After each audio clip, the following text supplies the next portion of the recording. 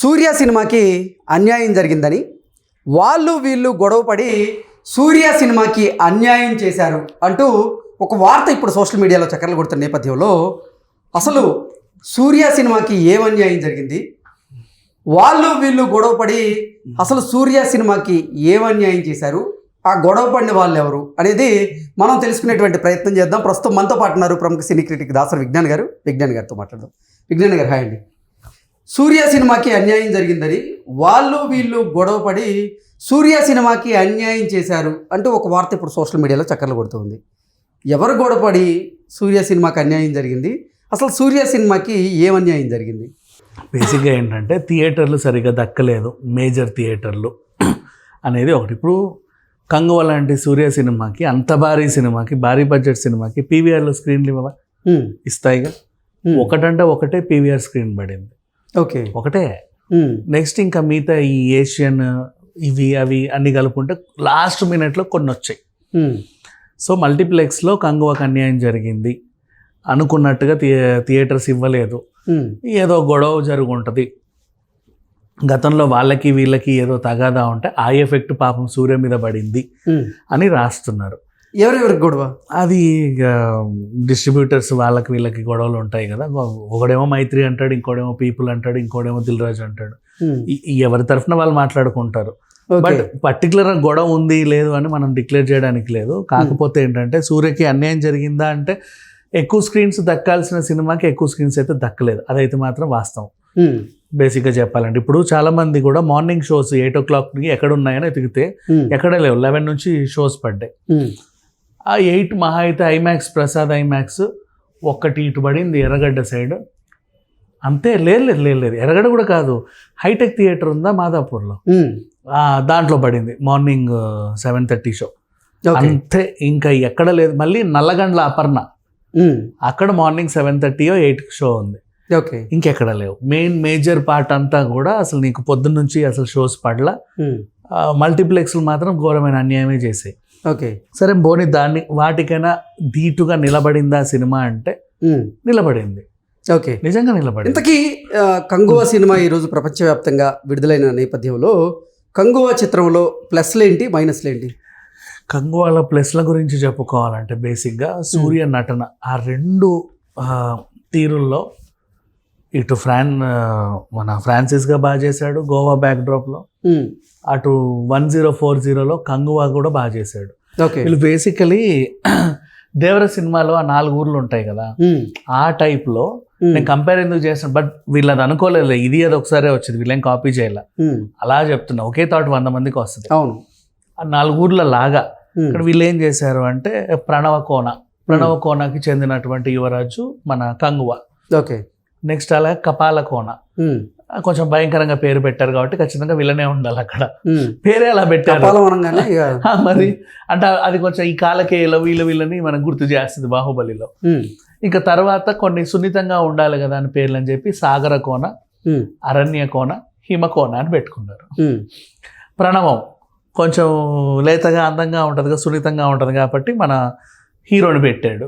కపాలం అని చెప్పేసి వీళ్ళని పెట్టుకున్నారు. సరే బాగానే రాసుకున్నారులే.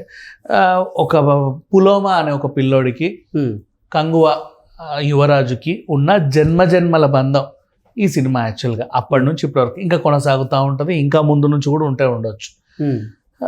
ఈ టైప్లో ఈ నరేషన్, ఈ స్టోరీని వీళ్ళు ఎంచుకున్నారు. ఓకే, అయితే స్టార్టింగ్ అంతా కూడా గోవా బ్యాక్డ్రాప్లో సరదాగా వెళ్ళిపోతుంది. వీళ్ళ బౌంటీ హంటర్స్, ఇంకా అట్లాగే ఆ హీరోయిన్ కూడా అంతే. వీళ్ళిద్దరిలో గతంలో ఒక లవ్ ట్రాక్ ఉంటుంది, తర్వాత చెడుద్ది. ప్రజెంట్ ఎవరి ఉద్దేశంలో వాళ్ళు ఉన్నారు. ఆ పిల్లోడు ఏదో ఆపరేషన్ టైప్ ఆఫ్ చేస్తారు వీళ్ళకి. ఇక్కడ మళ్ళీ కల్కి గుర్తొస్తుంది. ఈయనకి ఏదో చేసి బ్రెయిన్లో ఏదో చేయాలి, ఇంకేదో చేయాలి అనే టైంలో ఆయన అక్కడ నుంచి తప్పించుకొని వచ్చాడు. ఓకే, తప్పించుకొని ఆ ట్రైన్కి ఎటు పోయాడో తెలియదు. ఇక్కడ దిగాడు. మన వాస్కోడి గామా రైల్వే స్టేషన్ అనుకో, గోవా గ్రౌండ్ ఉంటుంది అదే కదా, లేదా మడ్గోవానో ఎక్కడో దిగుంటాడు. దిగేసి సూర్య కంట పడతాడు. ఎవరో తరుముతా ఉంటే వాళ్ళని చంపేస్తాడు సూర్య. ఆ చావు వీడు చూశాడు, వీడియోలు ఎక్కడ చెప్తాడు అని చెప్పి తీసుకొచ్చి కొంపలో పెట్టుకుంటాడు. ఇట్లా ముట్టగానే ఇప్పుడు మగధీర ఏదో గుర్తొస్తూ ఉంటుంది. సో ఇలా ఉన్నాయి. బట్ నేను చెప్పినంత సింపుల్ అని కాదు, బట్ తీయడంలో కూడా ఒక టాలెంట్ ఉంటుంది. నిజంగా బాగా తీశాడు, ప్రామిస్ చెప్పాలి అంటే. అంటే కంగువని కంగువలా చూస్తే నిజంగా కంగువ నచ్చుద్ది చాలా మందికి. మ్యూజిక్ దేవిశ్రీ ప్రసాద్ అప్పట్లో పౌర్ణమి సినిమాకి ఇచ్చినప్పుడు దేవిశ్రీకి సంగీతం ఏం తెలుసు, ఈయనకి ఎక్కువ ఈ లవ్ స్టోరీలు, రాక్ పాటలు అండ్ ఈ ఐటమ్ సాంగ్లే తెలుసు అనుకున్నారు. బట్ సంగీత ప్రధానమైనటువంటి పౌర్ణమి ఎంత బాగా ఇచ్చాడో అందరికీ తెలుసు. ఆ పాటలు ఇప్పటికీ హిట్. అలాంటిది ఇట్లాంటి నేటివిటీ గల సినిమాలకి, పీరియాడికల్ హిస్టరీ డ్రామాలకి దేవిశ్రీ ఏమి ఇస్తాడులే మ్యూజిక్ అని అందరు అనుకున్నారు. అంటే కీరవాణి లాంటి వాళ్ళే ఇవ్వగలరు ఇలాంటి సినిమాలకి అని ఒక ముద్ర పడిపోయింది కాబట్టి. బట్ అవన్నీ పటాపంచలు చేస్తే దేవిశ్రీ మంచి మ్యూజిక్ ఇచ్చాడు.